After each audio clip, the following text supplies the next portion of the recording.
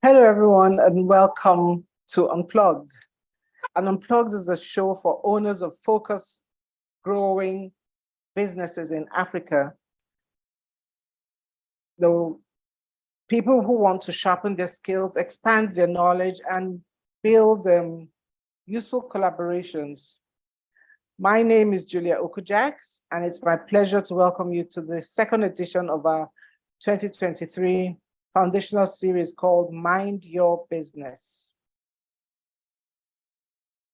We have a guest today, and we'll bring him on in a minute. But let me tell you first of all about why we curated this series, Mind Your Business. We curated it especially in order to help growing business owners get fresh information about the things that they need to pay special attention to in order to thrive in these times and in any situation.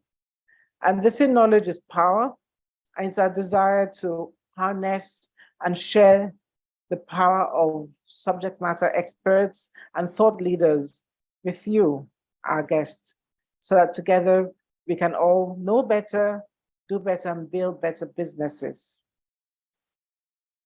So 2 weeks ago, we started off with Mind Your Mind.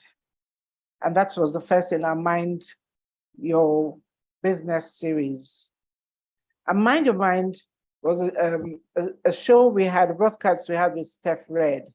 And she's having a very powerful conference meeting tomorrow, 28th, I think 28th. Yeah, 28th of January, And it was a real powerful session we had with Steph Red. She shared many mind resetting nuggets with us, things that can liberate your mind, things that limit our mindsets, as well as issues around mental health and entrepreneurship. It was a real powerful session, like I said, and you can check our YouTube channel at Julia Jacks Consulting to get the full broadcast. Now, today we are chatting with somebody that many people consider to be a master of his game. And you'll give me a minute offline for a minute while we bring him on.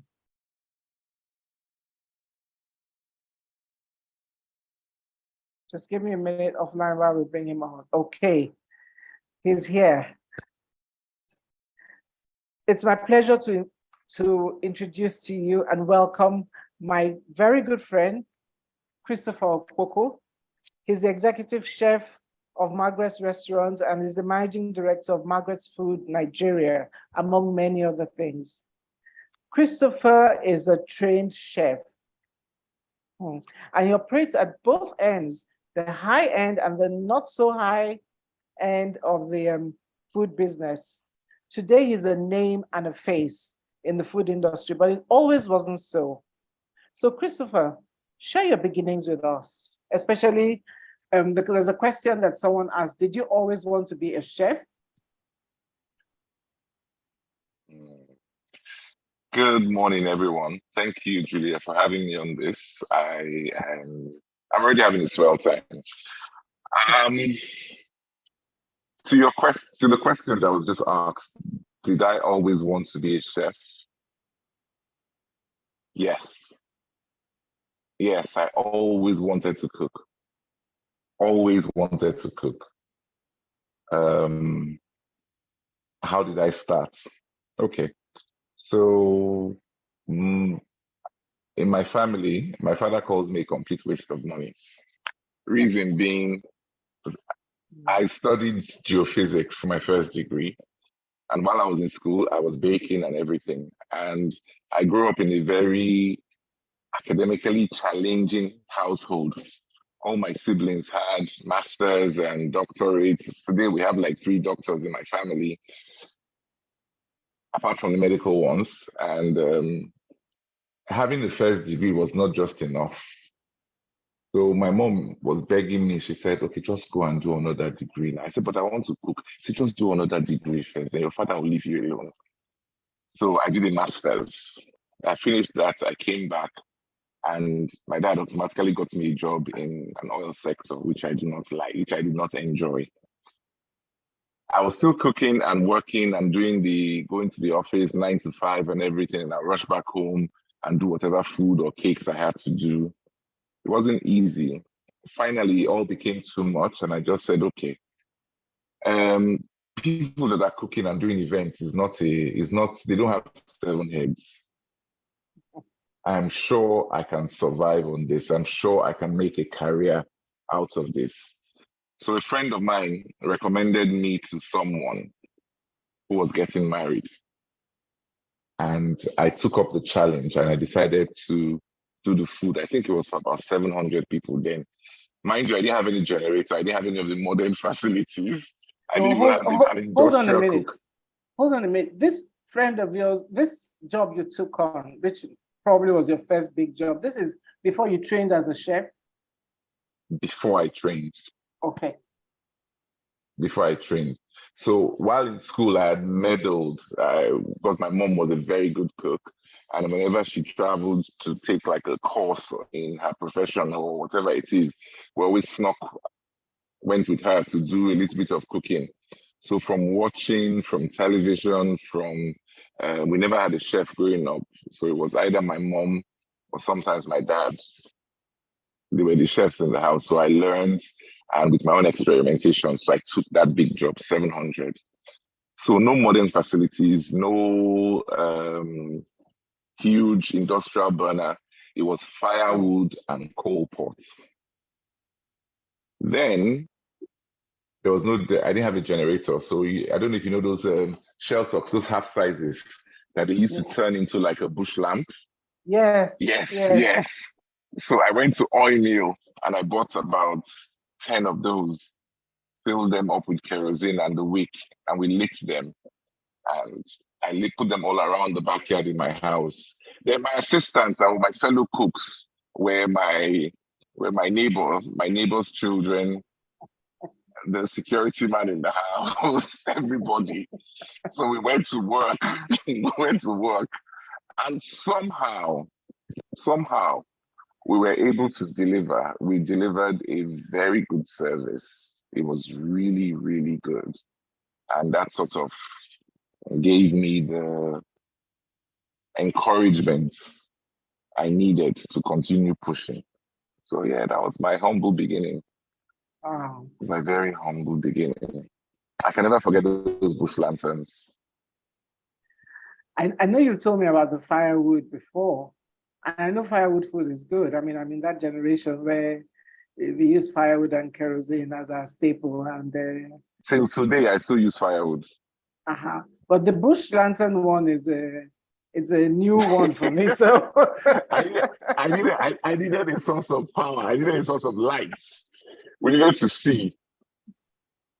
Yeah. So when you began your journey in this food industry, now male chefs are rock stars, but male chefs are not rock stars. They were not popular at that time. So who was your role model, and what has kept you in this space? Because now men are rock stars in this industry. Okay, I must confess, I had a couple of role models in the sense that because I had worked in a structured organization, I sort of knew and understood how things were, or the order in which things were supposed to go. I didn't just come out blind. I just come back from catering school. I lost my mom, and I just said, you know what, this was a bit too much. So I just left work. I didn't even, resign officially. I just left work and I said, okay, catering school, here I was. Let me do me. So I just come back with that degree, with that experience, with that knowledge. I'd done an internship for about 7 months abroad, and I was like, no, I'm coming back home. So I came back home and I started baking. So I was baking for people, doing meal services at home, catering to small parties. I remember if any of my friends was having a birthday, even if they didn't have money, even if they had 20,000, I would hustle the person and make sure that I end up cooking, even if I'm losing or not even making a profit. But I told myself I needed to put my food out there. So word kept on going around that there was a guy in Port Harcourt who cooks very well, or just get in, he would do your food for you, not so expensive, and the food was really good.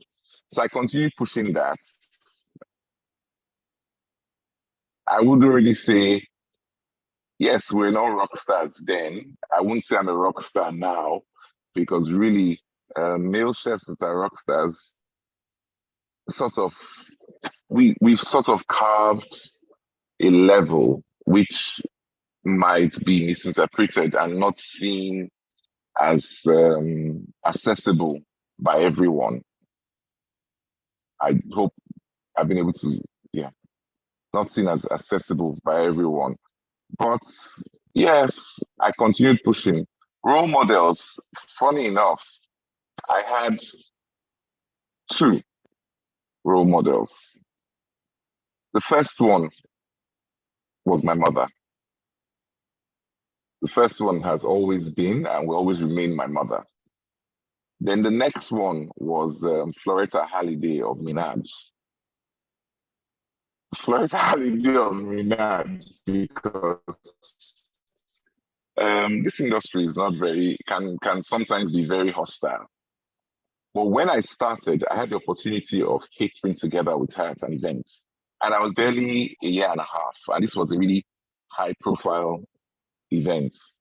And she was one of the caterers, were two. And in between, I'd heard about them, Minaj, they were literally everywhere in Port Harcourt. That particular client literally put me through torture, because she was like, why can you be charging this when you don't have a restaurant, you don't have where you're cooking from? So I said, well, I have a kitchen in my house. She said, I would need to come and do an inspection. I said, please feel free. In all honesty, and today I didn't have any kitchen. So I quickly turned my garage into a kitchen. I floored it, did half block, and I did mosquito nets and chicken wire, put a sink there. She never came for the inspection, but he geared me to know, okay, fine, I have that space that I can call a kitchen for anyone. And Minaj was the other caterer at the event. And in between, she said, are you Christopher? I said, yes. He said, I see that you are struggling. I said, well, this is a bit overwhelming. She said, no, don't worry. Just make sure you do what you want to do. Make sure you serve them right, and you're good. That was the beginning of a friendship that has spanned almost 20 years in River State. Because when I started, whenever I had problems or I was confused as to what to do, I always fell back or ran back to her to mentor me. So yes, she is the second mentor in this journey that I started. Okay, there's some things I'd like to draw out for people, because this program is really about not just for people in the food industry, but there are people who are at different levels in their businesses, for growing businesses, and the things that you have shared that would be relevant, lessons that will be relevant for everybody. You said you didn't turn out jobs because it was very important for you to put your food out there, and I guess for people to know you through your food and your service, and also the fact that you started out without firewood, without a cooker, without a kitchen, no generator. All things don't have to be in place.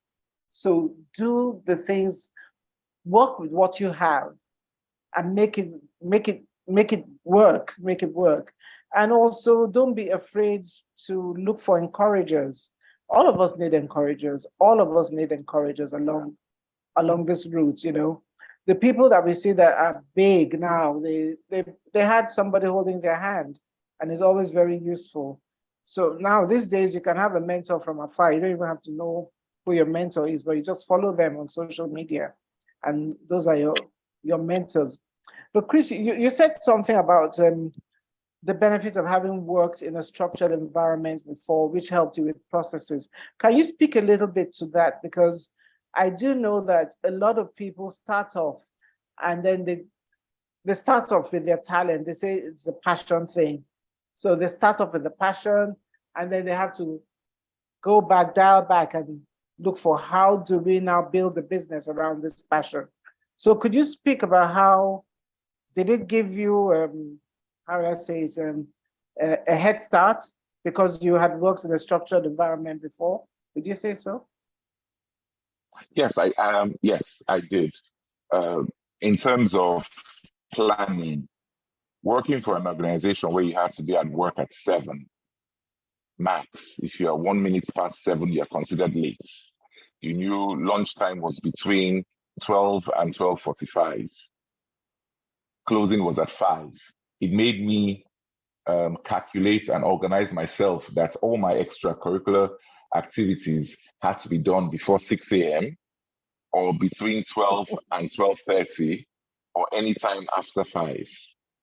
Because if I took some of the company time, it's sanctioned. Till today, my staff, they still look at me as being a very mean boss, not because of anything, but just the fact that you flaunt any of those basic rules. You should be at work at a particular time. This is your resumption time. Be there at your resumption time. I don't see a reason why you should be idle. There must always be something in the office to do. If you're not cooking at that point in time, you're either in my own industry now, you're either peeling garlic or cleaning ginger or something. You need to find something. As callous as it sounds, I'm paying for your time. I'm paying for your time within that space. True. So within that space, you need to give me what I'm paying for. I'm not paying for you to come and loaf. You can't be working in Shell or NLNG and decide that you want to come to work at 8 p.m. or 8 a.m. or 8:30, or decide that you want to go before 5. If you work there and you know there are going to be consequences to that action, why are you bringing that same behavior to my own establishment? So I think, yes, working in a structured environment helped me manage my time, helped me with organization, helped me with planning. Yes, I would have derailed once in a while, but it helped me to plan. It helped me to, okay, so this is the end game. How do we achieve this working here? I remember one time I had a cake that was supposed to go out that weekend. I hadn't even done the baking because I got back from work. I'll get back from work very tired, excuse me. I hadn't even done the baking. And I said, oh God, how am I going to do this? I had no choice. One time I came back from work about 7 p.m. with the traffic and everything in old Port Harcourt before our flyovers. So I came back from work about past 7. I had like 8 cakes to bake, and I was up till about 2 a.m. baking. The cakes were ready. I went to bed. I overslept, and I got to work at 5 minutes past 7. My immediate boss had a query on my desk waiting for me. Wow. Okay. The query was waiting. It was not up for discussion. It was more like 7 o'clock, he wasn't here. This is your query. Explain before 12, before lunchtime, why disciplinary action could not be taken against you. I know then we don't know what level of disciplinary action is going to be carried. So you always have to tread carefully. So all that helps me. You line of command, chain of command. Notice how I said my immediate boss, because that immediate boss of mine had an immediate boss. So whatever problems, I go to him first before it gets to the next person, and I can't even approach the third one. So sometimes some of my staff just come and knock on my office and say, sir, I'm like, where is your supervisor? And I send them back, and they're like, this man is it's too much. But the truth about it, it's a structure. There's a process to everything. Just like this popular saying that says, you need to crawl, walk before you run. you must take those steps. You must go through every one of them. So yes, working in a structured environment has really helped me grow my business and how I run my business. I really like that. I'm not surprised, but I'm a little bit startled by 5 minutes past 7. But I do understand, because without discipline, everything falls. You give, like they say, you give an inch to take a mile, a yard, Okay, I went straight to mile, But so it's important for us as we're running our businesses to have processes and protocols and things that are, how do I call it, non-negotiables. So everybody knows up front. Let me But just interrupt you here. As you yes, said that, today my staff know if your resumption time is at 7, you have a grace period of 10 minutes. okay. And if you're not there by 7:15, I'm sorry, you're going to lose one part of your money. It's a percentage. It has to go, because I've learned that that's what will hurt you. It's not punishment, it's not paper. You're immediately getting a letter telling you that XXX has been calculated of your work time and is being deducted off your wage at the end of the day. That's how it goes. Okay. Okay. And how does that That's go how it goes. down? How does that go down with your staff? Because many people say, oh, staff won't like this, staff will leave you, there'll be a high staff turnover. How does it go down with your staff, generally speaking? I'm a victim of high staff turnover over the years. I'm not ashamed of it. I own it. Reason You're being, unrepentant about it. I'm unrepentant, unapologetic. Reason being, there are things I will condone. There are things that I should condone. 2 years into setting up Margaret, my father called me and said, "How is the business going?" Of course, I couldn't tell him that the bank loan that I took, I was still paying, and I had defaulted maybe like once or two times, or that I was always crying literally every night that who sent me. And I said, "It's going well." And he tells me, "I'm going to tell you something. If your staff tell you, this my boss is very good, he's a nice man, God bless him for me, you are not running a business. They are either stealing from you or they are doing everything wrong. But if they tell you the word around about their boss is, my guy is very wicked, he's a mean man. If a guy catch you, he's very wicked. It means that you're on the right track. You are doing the right thing." Everybody, including me, we all want a freebie. We all want a free life if we can get it. Nobody, if you're going to pay me ₦1 million, for example, and tell me don't work, I'm going to chill. I'll chill and not work. But everybody wants that. But unfortunately, we have to work. So whatever comes with the job, it comes with the job. So I'm not considered nice among my staff, apart from those who've been the longest with me, and they know me and they know what I'm capable of, and they understand the end game. So that's always one of the things that has guided me. So yeah, they don't like it. Unfortunately, you would have to adjust to it. It's the environment you are working at the moment. So make the best, give us the best, and we will reciprocate. That's how it goes. I think it's good training anyway, because if you know the trend of people leaving the country now, and you go elsewhere, nobody is going to say, "Please understand that my cat died and my uncle came to try and resuscitate the cat." Yes. No, Nigerians were the first at work abroad, though. There you Nigerians go. don't miss. They don't miss it because they're counting the hours. They're counting the hours now. Yeah. They don't And miss then it. over there, you can't say, "Oh, I can tap lights from somebody else's house," which No, you we can't. unfortunately tend to do here. We enjoy here. So, yes.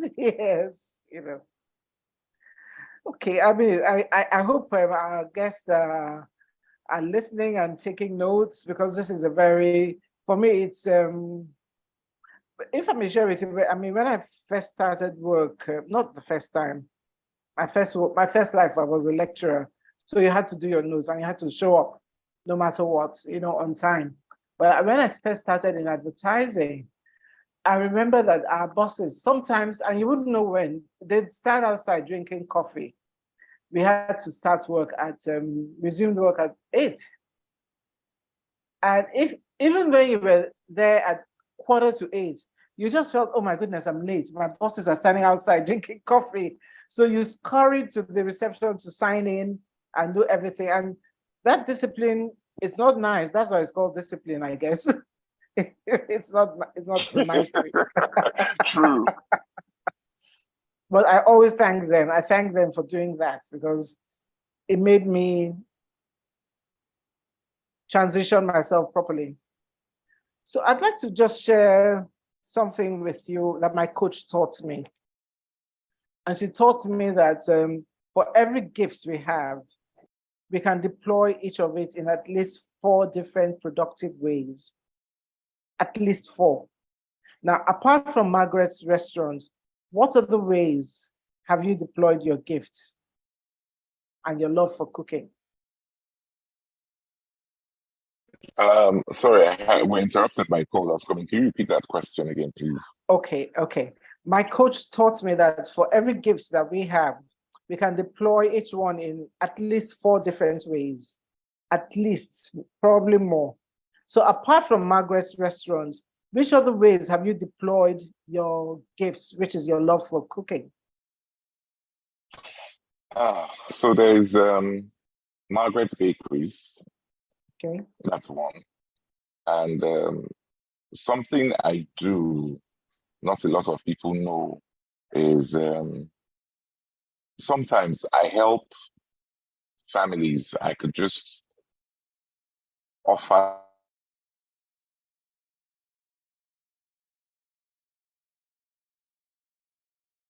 to, or come to my and show me how this is done. A typical example is, so I have a client who likes banga soup from us. And he says whenever the wife makes banga soup, the wife is Rivers, he's Igbo. When the wife makes banga soup, it's not that nice. What is the difference between my banga soup and his banga soup, the wife's banga soup? So I should come and show them. I found it a bit strange, but the wife was, I beg, please come and show me, let's have peace. So I went to their house and I said, well, the first thing, sorry, I've just lost power. I'm going to step out. Okay, I think you can keep speaking and then I'm sure the power will come.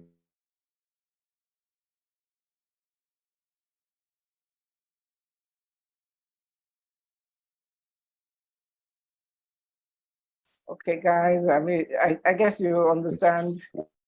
If you're in Nigeria, you understand that we have this. Okay, he's back on the electricity cuts. Not part of the cause, but they happen. They are part of a reality.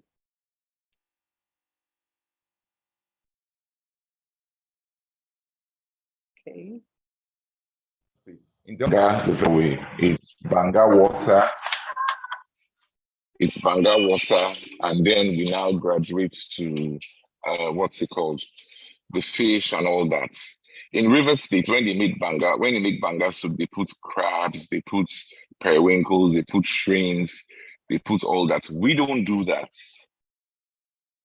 So there's a difference. For us, the typical Yoruba man does not eat seafood. I see. The typical Yoruba man doesn't eat anything in shell. So seafood, shrimps, prawns, periwinkles, crabs, we don't eat it. So it's not acceptable. It's not acceptable for us. It's not acceptable for us. So our banga is made plain. But over years, they've funkinized it. So that was when the wife understood where I was coming from and what the difference was. And another thing was the spicing. What am I trying to say? I help families, I help wives, I help people do like private coaching. I don't charge for it. But if after this, if I have a whole request now, I would begin to charge. I don't charge for it. And I also learn from people too. one of my favorite meals is afiaifere. Before now, I had an understanding. I was cooking it like nsala, the Igbo Anambra version, until I met our kind host who explained, you actually helped me. You actually taught me how to make that thing. We never had the practical knowledge, but because of the knowledge I had of making it, you were able to explain to me, okay, you have to do this, you have to do that, you have to do this. And believe me, it's stuck. It's stuck. So it has always guided me when I'm cooking that soup. Then there are a couple of people that I try to mentor. I try to set up, not really in cash, but in startup materials, utensils, pots, mixers, and a couple of other things. Then my less than 2-year-old baby, during COVID, I found out that there was an increased demand for food, and not just any food, because all the proper restaurants were all shut down by the government as a safety measure. There were a lot of people that worked and had to go around on the days we're allowed to move, were sort of dependent on the Buka and the what's it called? The Fast roadside food. street vendors. Yeah. Okay. The roadside street vendors, not necessarily fast food. They're a bit more organized, roadside street vendors. Basically, mama puts. Plus my experience from living in Lagos and my love for mama puts in Lagos, I birthed my latest baby, which is called Papa Puts. It's in D-line. So what we do generally is good food at an affordable price, but Buka style. Can you explain Buka style for the benefit of some of our guests who are not necessarily Nigerian? So Buka style is, we don't have AC in the structure. We have fans. Typical mama put, you're supposed to be eating with fans on the bench, wooden bench, and flies. But thank God we don't have flies. we don't have the flies. You're supposed to be sweating and dripping, and even the people that are selling the food, they are all sweating and using their wrappers to wipe their face. We don't have that. But generally, it's street food. So that's the place you can come and you're going to see the stew with more roundabout, shaki, floater, a body. You can get things that if you come to Margaret, we might not really necessarily be able to give it to you. You can get things like Okpoko and palm oil stew and some other things, or like one of our clients is eforo. You can get eforo in Margaret, but the thing is that eforo in Margaret is cooked with gas. The eforo in Papa Put is cooked with coal. So the jollof rice in Papa Put is cooked with firewood or coal. The one in Margaret will definitely use gas. So things like that. It's like a very authentic. It's not a seasoning cube infused way.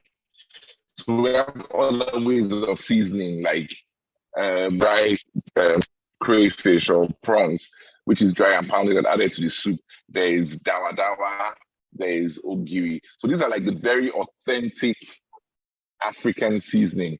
Don't expect to come there to the Buka and see basmati fried rice or basmati rice. No. Don't even expect to even see long grain rice. No, you will see Nigerian rice because it's very Niger oriented. So I'm sure a lot of people get what I'm trying to say. So it's nothing fancy, but it's a clean place and it just takes you back. I try to recreate the memories of the Bukas or the mama puts I used to go to or I experienced when I was younger. I remember one in particular that I used to call, but two. One was called Chop Life in Warri. So she had this like this. I love that name. And she wasn't cheap then. We're talking over 20 years ago. She had this iron cart she used to push around. And my father was always waiting for us to go and buy it so that he would seize it and throw it away. Till the day we saw my father that when we bought it and he seized the food from us, instead of throwing that particular one, he sat down and ate it. And he said, my sisters and I, they were like, really? So the food is good. So that experience, there was also another lady. on Airport Road in Warri. They used to call her Madame Ekboma. I think she's late now, of blessed memory. All she did was ogbono soup and bushmeat and cowtail. She was from Edo State, Isha. And in my understanding and search for food, different types of food in Nigeria, I found out that ogbono is predominantly there. And if an Isha woman cooks the ogbono and me from somewhere else cooks ogbono, there's a difference. So one of the appeals I had with that lady, Madame Ekboma, was I became an apprentice.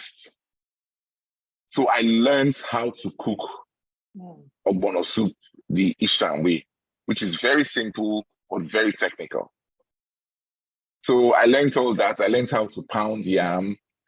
So I used all that experience I'd gathered from interning or working or being a boy in the Buka to actually eating the Buka in Lagos. I remember I used to go to Bankole Mall in Surulere, where they had designer rice. I used to go to Shita for Amala. I even used to go as far as Balogu Market for Amala then. So I had all those different tastes. I still do that still today. I had all those different tastes. Of recent times now, I'm a huge fan of Yakoyo, but I put all those tastes together and said, okay, let me bring that back, especially when people were looking for where they could eat a good meal for 700 naira, for 800 or less than 1,000 naira. So that was the reason why I decided or I birthed Papa Put. So yes, so those are the three things I've been doing apart from Margaret. That's at least four. And I know you had also mentioned in our conversation that you're thinking about deliberately now mentoring young people who are in this industry. Is that still on the cards? Yes, it is. In all honesty, my end game or the end of it for me is to have a catering school, if I can, God willing, because a lot of these people who have rushed in, I understand that most of us came in as a result of necessity. We had to survive. So a lot of us started this business as a means of survival. But I always say this, when you start something as a means of survival, it's meant to grow on you and you're meant to improve yourself and take up that survival means. You might not have my passion. You might not be 100% passionate about it like me. I'm 110 or 120, but you might not be 100 and you might not even be 90%, but at least show some concern. Know the basics. Know the basics about food, about the food industry. A week ago, I was reading something on Instagram where the caterer was complaining that the clients changed the service time from 12 noon and she was there by 9, and she shut it. They didn't serve till about 5 p.m. and half of her food, if not 3/4, all went bad. And I'm thinking to myself, if that particular caterer had educated herself or done a little bit more research, we all know that fried rice, for example, whether it's Nigerian fried rice or is Oyibo fried rice, it has vegetables in it. And these things release water. And if they release water, it's bound to go bad. Especially when you finish cooking and you put it in a cooler and you take it to the venue and leave it closed. Rule number one, you make fried rice. Fried rice is the last thing that we make for an event when we're going out. Once it's made, that cooler stays not completely open, but 1/4 or half open. You're not going to dip your spoon into it. Nobody touches it. It stays that way. And if the event by any chance is delayed by a couple of hours, just look for a secure place, open the cooler, let the steam go out. So there's cool breeze hitting the food, so the vegetables don't begin to ferment. So all those things are things I would like to acknowledge, I would like to imbibe or transfer to anybody who's coming up in this business. Everybody thinks that the basic cutlery is fork, knife, and spoon. But in the fork region, we have like 4 different types of fork. Yeah. We have like 6 different types of spoons. We have like 3 different types of knife, or even 4. But how many of us know it? I was being mischievous one time years ago, and I saw on the restaurant table, I set a 7-piece cutlery set there. And I was just watching the person that sat on the table, and they saw it and they brought the person's food. It was a rice dish, and he was confused. He didn't know which one to use. So he was, after some time, he played it safe and just took the spoon that he was used to and used the spoon to eat his rice. But you, as a business owner or someone who's in the food industry, these are knowledge, these are information that you need to have at the tip of your fingers. Yes. That's you need to know a lot about preservation. So I would love to. I'm not saying I'm the best at what I do, but I'm saying that I am passionate about what I do. I love what I do. It wakes me up in the morning. It's the reason I wake up. It's the reason I go to bed at night. It's the reason I don't hang out. Because I have to think about the rice that needs to be cooked the next day. True. So because of that passion, I have educated myself. I've done research, I've read more. So I know how to handle different crises, different locations. My staff keep laughing. If they come and there's something that has gone wrong in the kitchen, they'll just say, go and call Oga, go and call Oga. He'll tell you what to do. Go and call Oga, go and call Oga. There was one day, our supplier gave us a whole supply of ogbono, but it was fresh ogbono. So when you make it, it wasn't drawing. It wasn't slimy. And they were all sweating in the kitchen and the food was taking longer and the client was fuming. I'm like, it's very simple. Go to the customer and tell the customer what the problem is. So they were pulling back their feet. They didn't want to go. So I said, okay, one person come with me. So I went to, I said, sir, I'm very sorry. Good afternoon. I know you've been here a while, but I can bring your food out in the next 5 minutes, or I can give you a replacement. The reason why your food is delayed is because the ogbono that we bought or that were supplied is not very good, so it's not drawing. And I know you want something slimy. 2 options, sir. I can either make something completely different for you, or would you permit me to combine ogbono and okra together for you? And he says, yes, just do ogbono and okra. So I said, thank you very much, sir. If the food was out in 3 minutes, because we already had chopped okra, put it in stock, mix it together, took a little bit of the ogbono, put it in, put the proteins, combine it. 3 minutes, the food was out. And he was very happy. So I told him, I said, a chef is someone who thinks on his feet. Absolutely. Before the problem has come, you anticipate a solution. You find a way around it. You find a way around it. Now that we've evolved, in those days, we'll be cooking, gas has finished. What's the solution to that? We had an electric cooker. That came on immediately. Before the electric cooker, we could afford to afford the gen that will power the electric cooker. We had coal pots. When I started Margaret, my Ghanaian auntie, she said, we're starting a restaurant. Yes, you get to cook with coal pots. So I said, eh. She said, eh. She sent me 5 huge coal pots. And I cook very well with coal pots. I would say if I would cook with it. Because I've learned. So you need to have different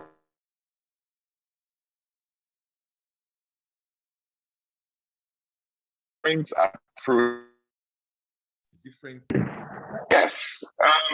That's my end game. I want to have a school. I want to be able to mentor more people.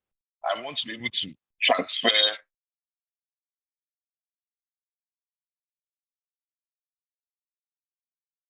some of have and better and more conducive place for every one of us, really. That's my end game.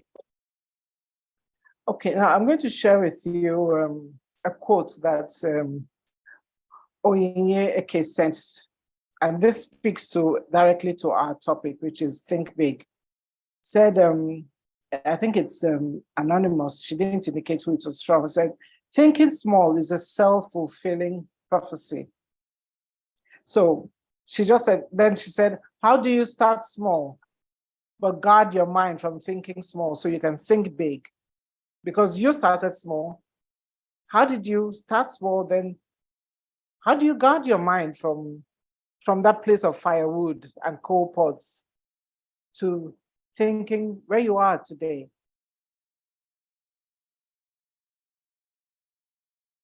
to where I am.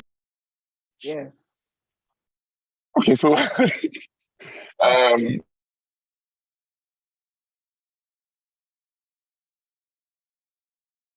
I'm sure even you and a couple of other people that you and people that know me will say my eye is very big. Yes, my eye is big. Oh. So I started from firewood and coal pots, and I started cooking. Even when I came back from school, where I'd seen all the best gadgets in the world, I only had a 6 burner. I still had my coal pots outside on one side to cook with. Then I get a phone call from a man called Ugochukwu.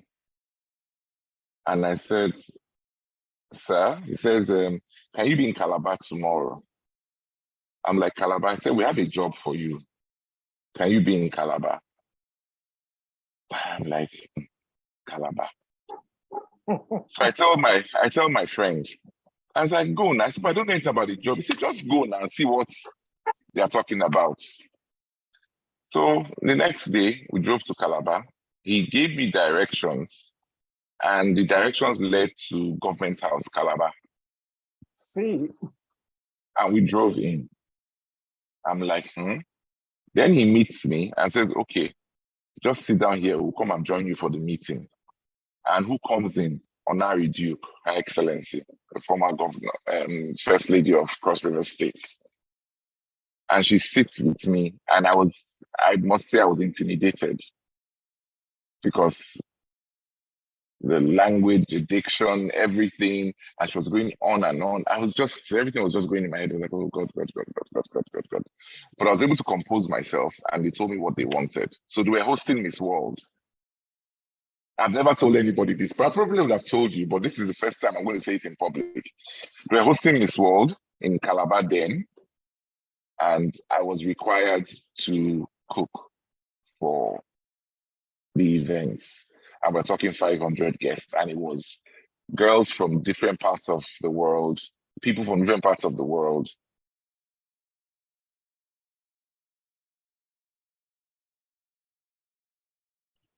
And I said, hello, how would I do this? But she gave me the brief and everything and said, send us a menu. So I sent the menu to our assistant, made up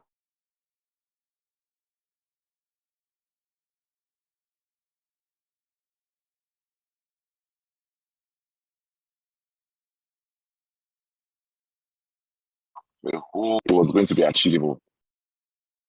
That's how we got the job, and we had 2 weeks to prep and go to Calabar. Ms. Jax, I didn't even have an industrial cooker. I didn't have an industrial cooker. I was required to cook chicken escalope, very exotic meals, vegetarian meals, bake some things, including bread rolls. I didn't have an industrial cooker. In my small head, or my small mind, what I was thinking was camp gas. So I bought 6 camp gases, coal pots, and firewood stands. And I went to town in Government House. They gave me a section, and that's where I stayed to cook. For some reason, and by the grace of God, we were able to deliver with 3 camp gas, 1 domestic oven, 4 firewood stands, and 3 coal pots. We're able to deliver. And even when we delivered, there was one particular rice. I made rice pilau, and it wasn't looking, I went a little bit extra on the turmeric. So it was looking more like palm oil rice than a pale yellow. And I was just scared, and that was my vegetarian dish. I was just scared that they were going to criticize me. So I was in the hall, the girls had eaten and everything. And the reigning queen then, she came out and she was like, oh, thank you, His Excellency and Her Excellency for everything, the host, everything. And I must confess that dinner was fantastic. Wow. And they would like to say a big thank you to the chef and everything. And Mrs. Duke requested that I be called out. And Julia, you know me now, I don't go to events ceremoniously. So here I was in a pair of jeans and slippers or a pair of Crocs and an apron. And I was called out and everybody gave me a standing ovation. Wow.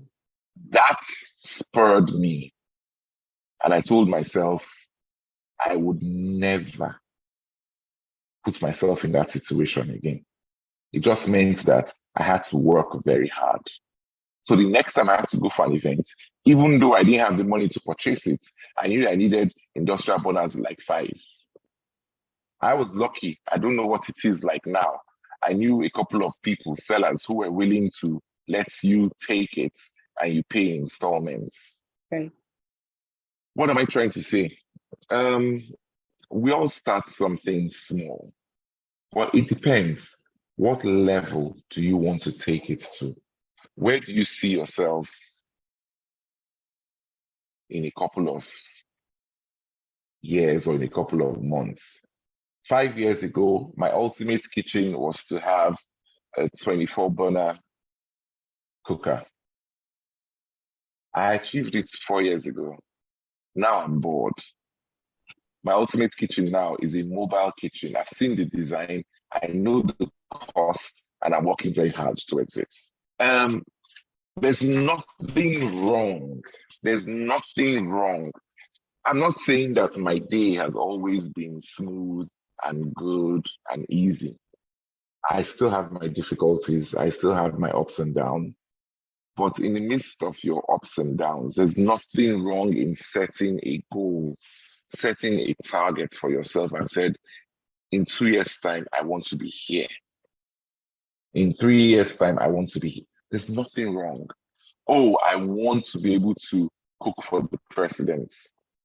I've always said that. Hopefully, I'll reach that target before I retire. But I think so far I haven't done badly because I've cooked for some really, really important persons. There's nothing wrong in you saying, okay, this is where I am right now. But I want to move to the next premises. I want to be able to sit 200 people from 50. Oh. Oh. You have that vision, you create it, you nurture, you mold it, and then you finally make it a reality. It takes time. Nothing is automatic. It takes a lot of hard work. It takes a lot of time. It takes a lot of patience. Some of the patience that I don't even believe, I never knew I had that patience until I had to set goals for myself. And then people said that, yeah, that patient. I feel I didn't even know. But you know what? It's the big picture. I'm working towards the big picture. So yes, I'm a huge, would I say fan, or I would campaign greatly for start small and think big. There's nothing holds you. There's no limitations. The only thing that holds us is us. It's the amount of work, the dedication that you have to put in. Because in course of thinking big, you need to let go of a lot of things. There are lots of baggages you need to drop to be able to achieve where you're going to. You can't say you want to drive a Rolls Royce and you're expecting to own Bonny Island, for example. You will never own Bonny Island if you're driving a Rolls Royce. Sure. So you need to let go of this. So it's a case of, again, my childhood. It's a case of needs and wants. And wants. Yeah. What do I need to push me to that goal? Not what I want. What I want is the goal I've set for myself in front of me. But how do I get to that goal? That's the need. So what are the tools I need to push me there? So that's why they say I have big eye, because even when something would seem impossible, I must find a way to get it achieved. I must find a way to make sure I'm working there. I've set a goal for myself right now, and I know I'm going to get there. It's going to be a lot of hard work. I'll get there. And when I get there, which should be in like a year or two, hopefully, I'll come back on this series and achieve the final goal in my career. So yes, in whatever we do, be it cooking, be it any business that we do, if you start up from selling, you're a fashion person and you like clothes, and you start up with Okpoko. You start up with Okpoko. And as you go along, you continue, you move from the Okpoko, you save enough money. Before you know, you begin to buy UK returns.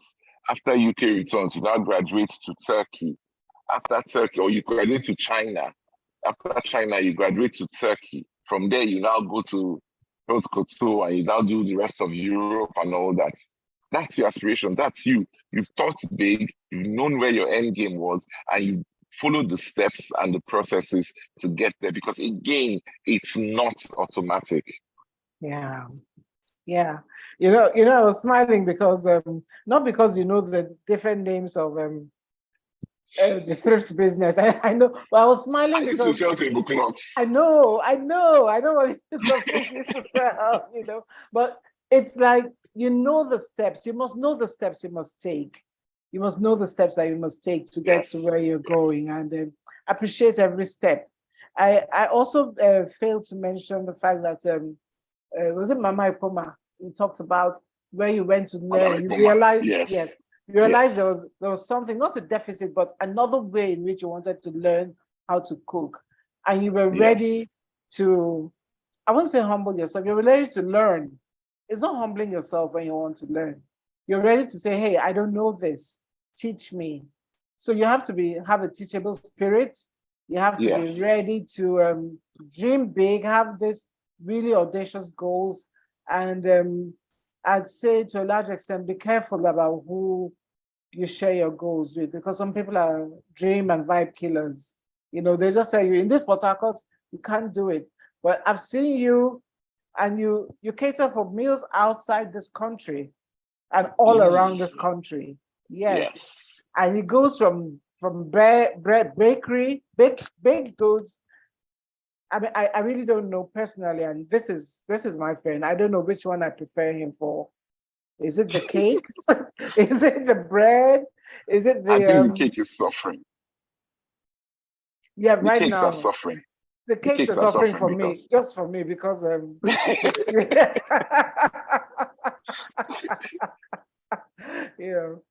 But Chris, I was going to ask you to share tips, but you've given a lot of tips on how people, when you're bootstrapping, don't diminish your dreams. You've given us a lot of tips about that, and I really want to thank you a lot. I wish we had. Can you tell us in 1 minute that time you failed, and what, if it's possible, that time you failed and what you learned? Because everybody fails. And what you learned from that. Yes, indeed. Everybody fails. Well, it's more than 1 minute, but it's something I want to tell. So in 1997, 1996, during the SAP riots, I was in university then. So after doing 5 months at home, I was like, you know what, let me go and work for my aunt's bakery in Lagos. So I was living in Ibutemeta, and I was working in Ilukweju. So she baked and they did food and everything. And in between, I didn't work weekends. So I had my weekends free, so I could do anything. So in between, I was doing my own side catering and side hustles and everything. And I had just done this beautiful dinner for 40.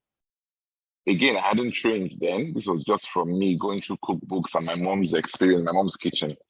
So I just done this dinner for 40, which was very good. And I remember there was a man then, his name was Don Pedro Koji. I think was into sports journalism or something. And he told me, I have an event in 2 weeks. Do you think you'll be able to do it for the journalist? I said, what is it? He said, packed food for 500 or 400 then. I'm not sure. I said, yes, I can do it. I charged him, he paid me. And this is me thinking that I was a pro then, which was one of the reasons why I eventually went to catering school to get that training. So I took the job. It was simple jollof rice and chicken and coke. Now, if you're used to the firewood cooking, you know that these pots that we call the witches' pots, the sake pots, the pots with 3 legs, cast iron, cast metal, locally fabricated, does not work on domestic gas cookers. Nothing will ever be cooked. No. It has to either industrial or firewood. So I decided I didn't know because I hadn't learned.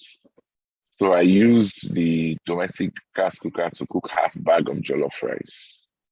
Started about a good time, about 4 a.m. Hoped to be at the venue, National Stadium, Surulere. Hoped to be there for 9, give out the food, they eat at 10, and everybody goes home.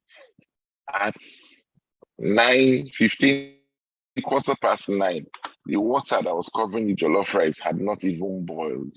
It had not shaped. At 10 o'clock, the water was just beginning to release, the stock was beginning to release 1 or 2 bubbles. At 10:30, the most dreaded phone call came to me. Christopher, where are you and the food? And something said lie, and something said don't lie. And I said, sir, it's not ready. He said, it's not ready. He said, well, you better eat the food and return the money. Whoa. And you'll be hearing from our lawyers. Those were the words I heard.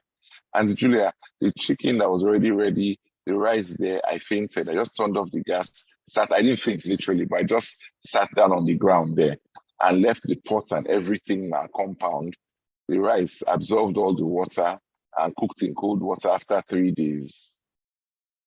Wow. That was enough. That was enough to scare me off cooking. That was enough to scare me off cooking. Then my neighbors now said, why didn't you tell us you had food to cook now, eh? You would have gone through this thing. You'd have called all those Agonyi women for you. They would have finished your rice for you in 1 hour. You wouldn't have been late. Long and short run, the man was very nice about it. We reached some sort of agreements. He apologized to the journalists, sent them monies. I returned money back. But that now puts me on a search. That failure puts me on a search to understand the term Agonyi women. And I learned how to work with Agonyi women. I was paying them, but they thought they were coming to work for me, but I was actually learning. That the pot must be high. There is no gas in the story. It's firewood.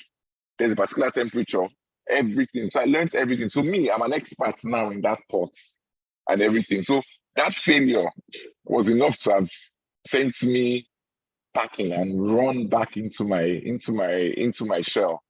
But no, instead it was a ladder. It was a step for me to move on. So yes, I have failed.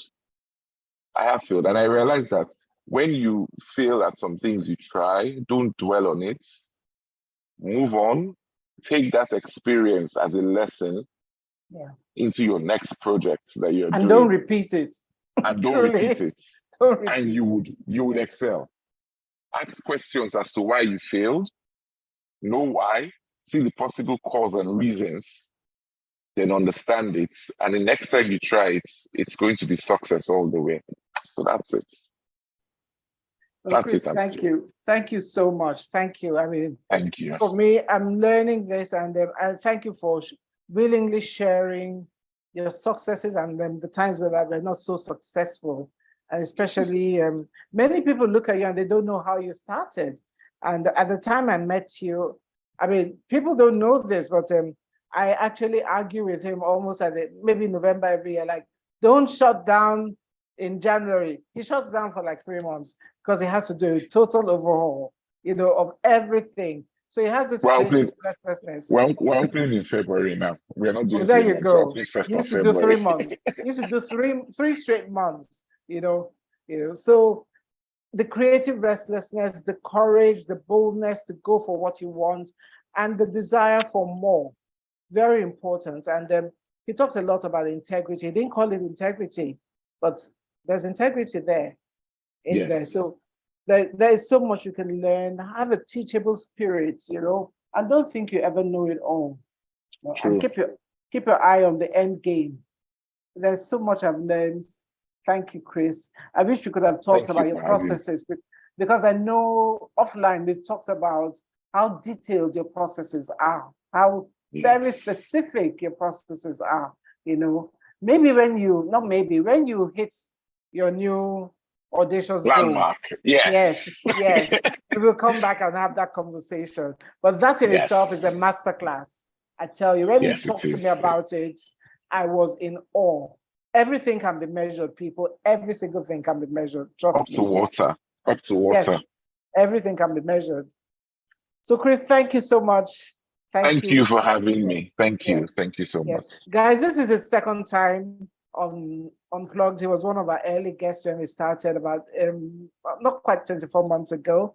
And he trusted us enough to come on the program. Thank you. And I'll see you next week when we are going to talk about legal issues. Very important. Thank you. Bye.